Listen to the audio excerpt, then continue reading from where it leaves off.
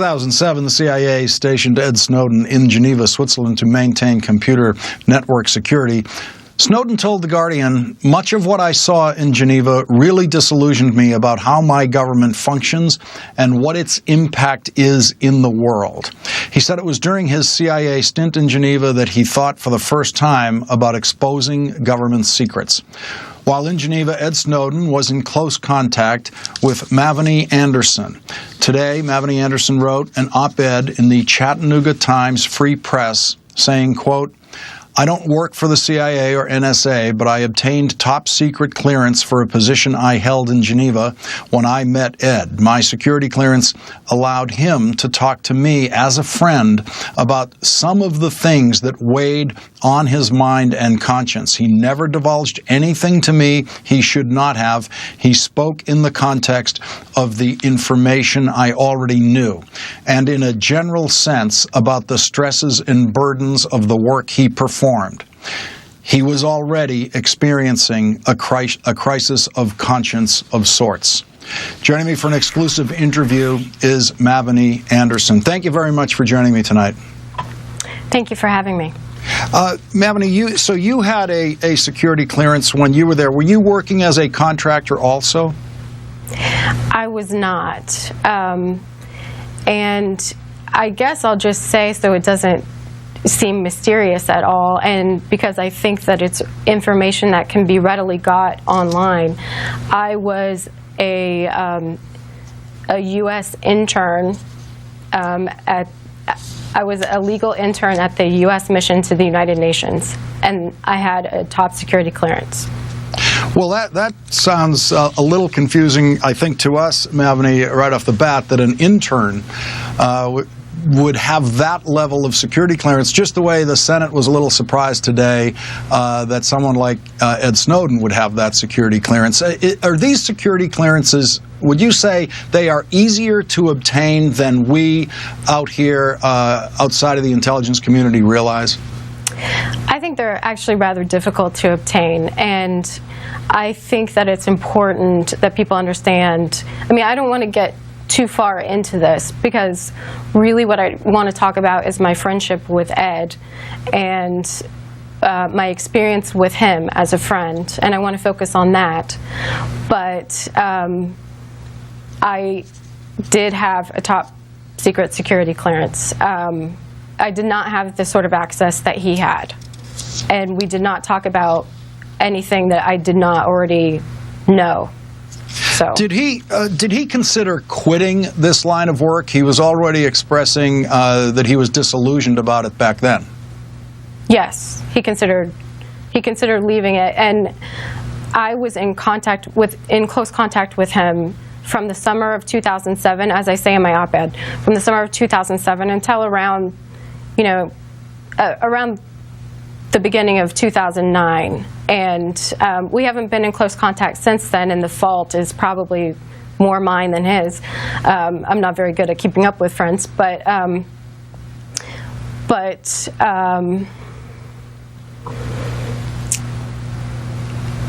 during that time, sorry, I'm trying to collect my thoughts. Go ahead, take your time, take your time. Thank you. I have to think very seriously about what things I want to divulge and what things I don't want to divulge, because I'm worried about him mainly. But during that time period, he did quit the CIA.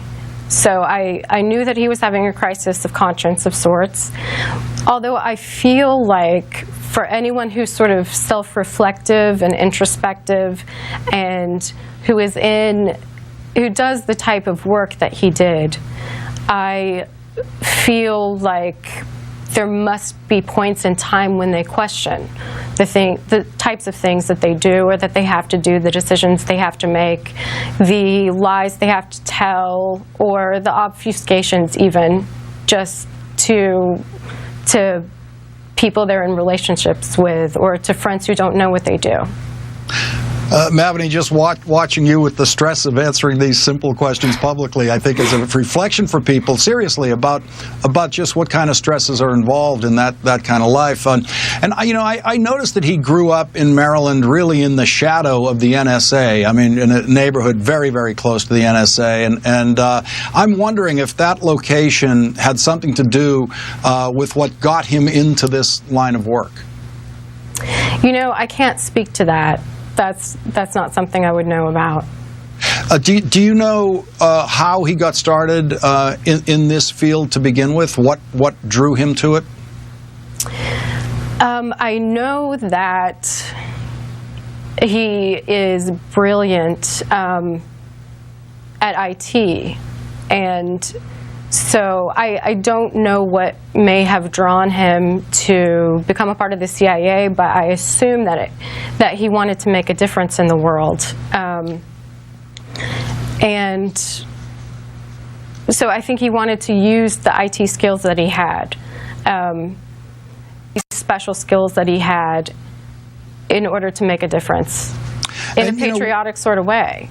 There are a lot of things he says that sound, to me anyway, to be very naive. For example, he talked to The Guardian about his interest in joining the armed forces was based on the desire to go to Iraq and do good, and then he was very surprised in military training, and this is what I find astonishing, and astonishingly naive. He was surprised that military training concentrated so much on killing people. Did he really not know that that's what the military is actually there to do in war, is kill people? Could he be that naive? I don't think he was questioning whether or not you're trained to kill people when you join the military. I'll say I was surprised that when he told me that he had joined the Army, and why, and his reasons for it. But I don't know, perhaps he is naive, or perhaps he's just a patriot who wants to do his part for the country. Well, on the patriot question, or the general motivation question, because the word patriot to me, I'm not sure what it means in almost any context, but especially not this one. But when he did quit the CIA, you said, but he got back in, and he got back in having already been, or into the intelligence community anyway, NSA, contractor, that sort of thing. And he did that after already being disillusioned, expressing those disillusionment to you, telling you about the stresses and the difficulties of the dishonesties involved. Do you think he may have gotten back in with the intent of actually doing something like this from within the system? I am doubtful that that is the case. As I said, I knew that he was having a crisis of conscience, but I am still surprised, even shocked, that he never gave me any indication that he would reveal anything that was top secret. So I'm still very surprised. This is only supposition on my part, because I don't know why he decided to work for the NSA after being disillusioned, but it could be that he has a certain skill set and he had experience on his resume, and he already knows a great deal about that world, and that is what he knows how to do. So